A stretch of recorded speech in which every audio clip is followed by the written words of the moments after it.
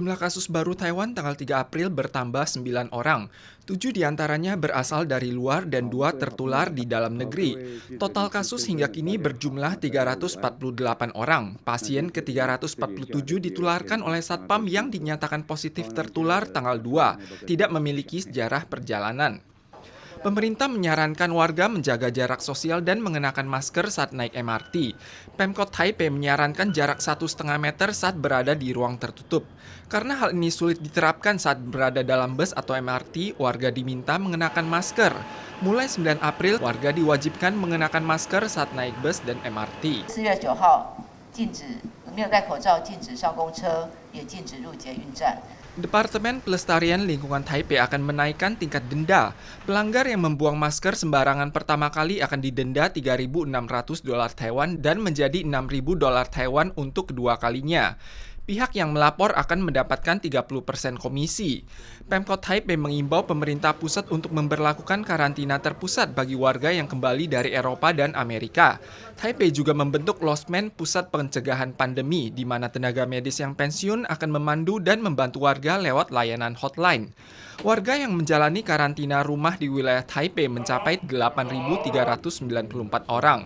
Hou Youyi menjelaskan ada 76 kasus pelanggar yang keluar rumah dan telah didenda 7,2 juta dolar Taiwan.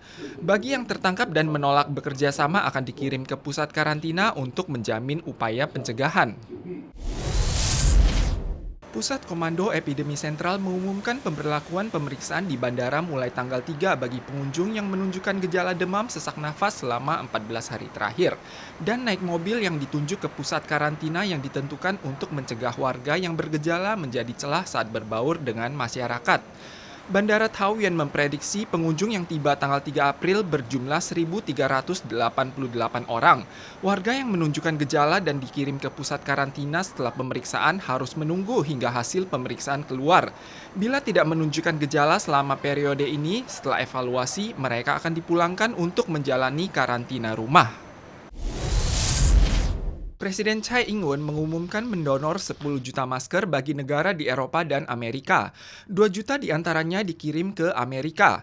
Lewat situs Twitternya, Dewan Keamanan Nasional di Gedung Putih menyampaikan ucapan terima kasih kepada warga Taiwan atas kemurahan hati dan dukungannya bagi Amerika.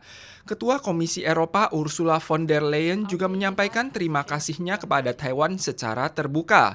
防疫呢，是要国际大家一起来合作，一起来做的，因为病毒也没有分国界嘛。 Presiden Tsai Ing-wen menyampaikan Taiwan berada di posisi yang sama dengan Uni Eropa dan dunia.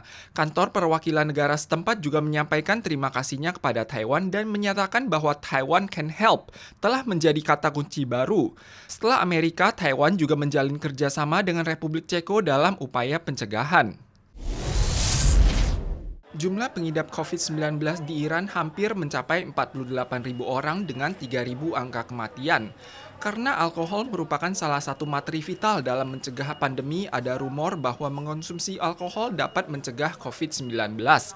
Iran menerapkan hukum syariah ketat dan melarang segala jenis minuman keras. Hal ini menciptakan peluang bagi produsen miras ilegal.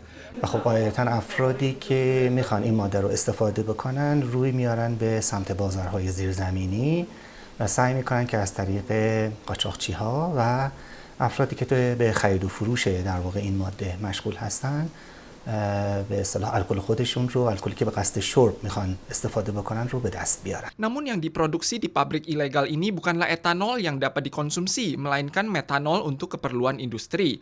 Aromanya sangat serupa dengan etanol namun berkadar racun tinggi. Gejala ringan saat dikonsumsi meliputi diare dan muntah. Gejala berat mengakibatkan cuci ginjal, buta, bahkan kematian. Pemerintah Belarus di Eropa Timur mendorong warga untuk banyak mengonsumsi vodka untuk melawan COVID-19. Saat banyak negara membatalkan turnamen olahraga besar, Belarus justru tetap menyelenggarakannya. Presiden Alexander Lukashenko bahkan berpartisipasi dalam turnamen hoki es dan menyarankan warga berkunjung ke pemandian sauna. Tentunya hanya waktu yang akan membuktikan semuanya ini.